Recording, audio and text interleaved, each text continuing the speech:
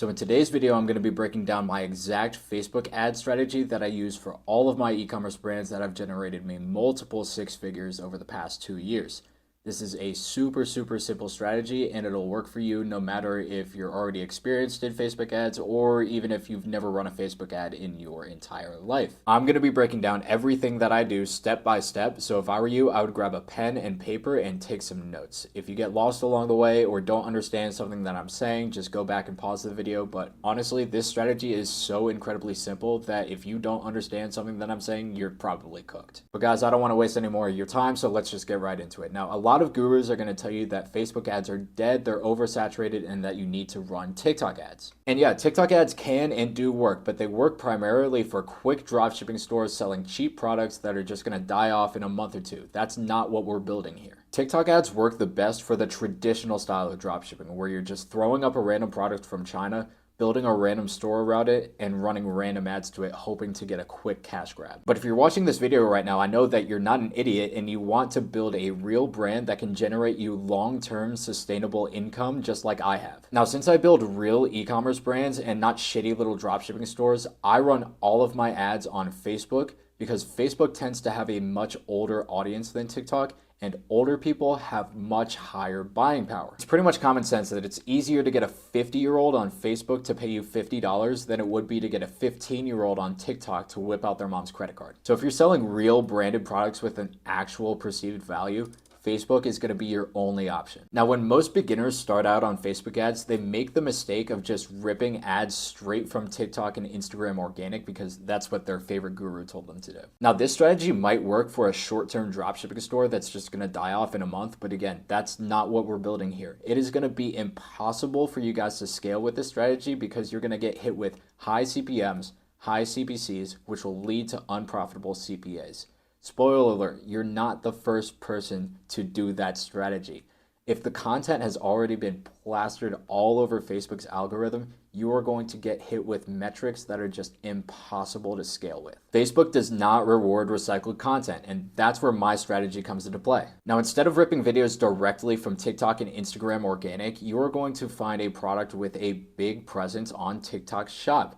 Why TikTok Shop? Because the content is primarily UGC, which means user-generated content. Now, Facebook's algorithm loves UGC because it's authentic, it's natural, and it doesn't feel like an ad. So if your product has a lot of UGC content, you probably have a good product to turn into a real e-commerce brand. So once you find a product on TikTok Shop with some strong UGC content, you are going to take the 5 highest quality videos and download them. But we're not done there, right? Facebook's algorithm is smart. If you just take those 5 videos and throw them into a Facebook ad campaign, Facebook's algorithm is going to realize that these are ripped videos and they're not going to reward you for it. So what you need to do is take those 5 videos, put them into CapCut, and change at least one element, one major element in each of the videos. So the music, the captions, the font, the hook, literally anything that you can think of. This is going to tell Facebook that each of these videos is a unique piece of content because technically it is.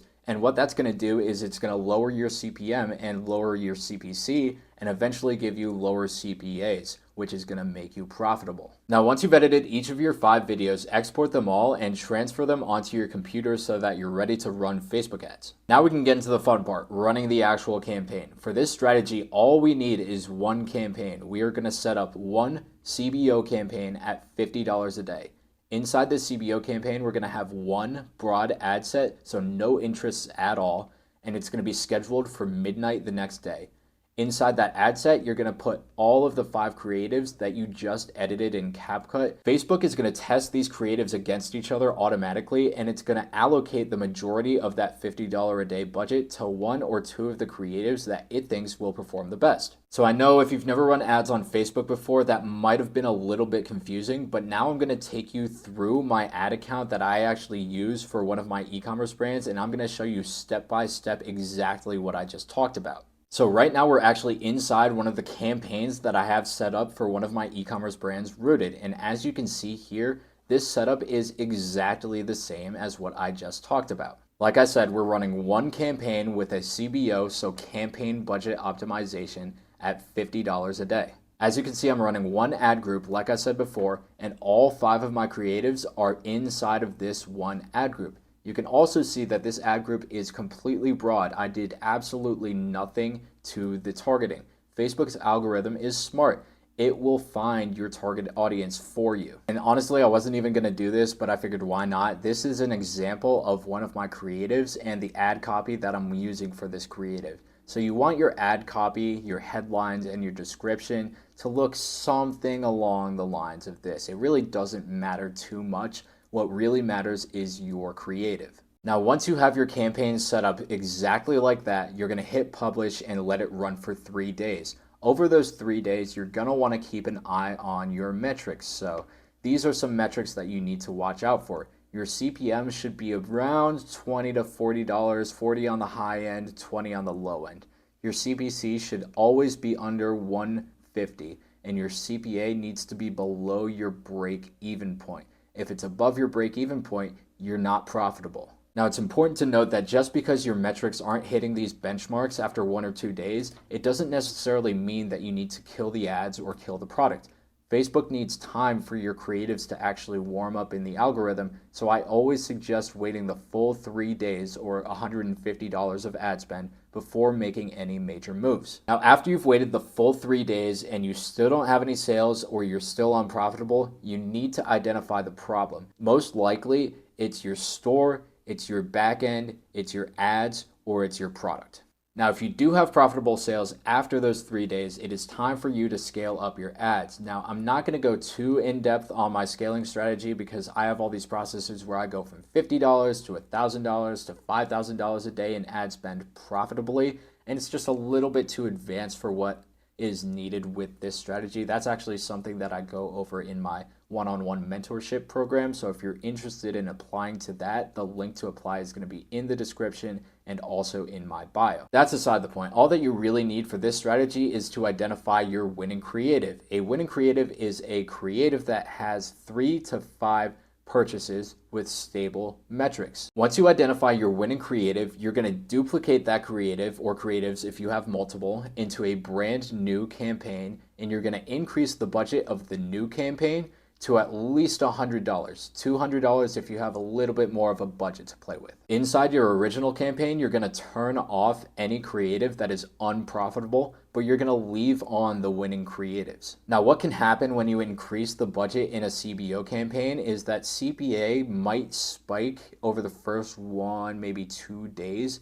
But what I've seen in my experience is that it usually flattens out after the 2nd day, if not the 3rd day. And then you actually get better CPAs on your higher budget campaign than your original campaign. That being said, if at any point your CPA rises to the point where you just can't maintain profitability, pause the campaign, reassess what might be happening, fix it, and then try again. And guys, that is the only Facebook ad strategy that you need to run a profitable e-commerce brand in 2025.